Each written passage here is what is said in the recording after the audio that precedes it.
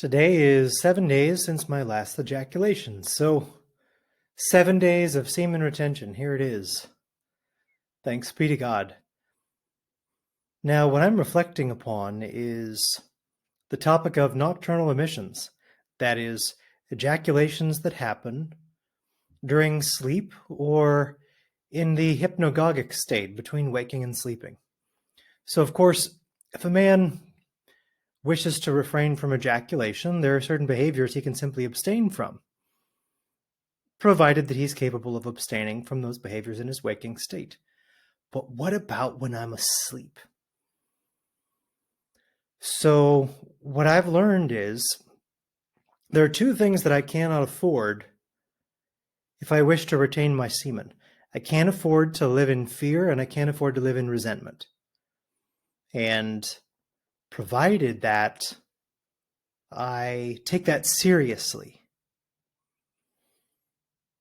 provided that I release my fears to God, provided that I give up my resentments and ask for forgiveness for being angry at other people,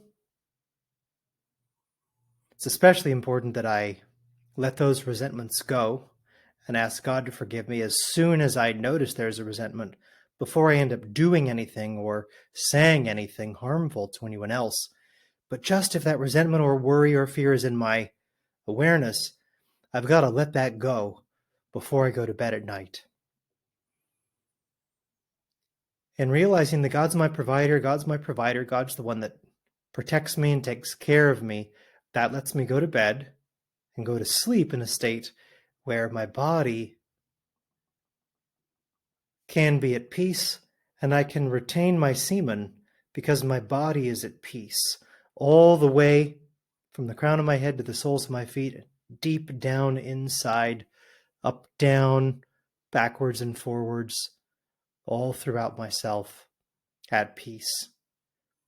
And in that state, it seems to me that semen retention is just the way it is. It's the way that I am.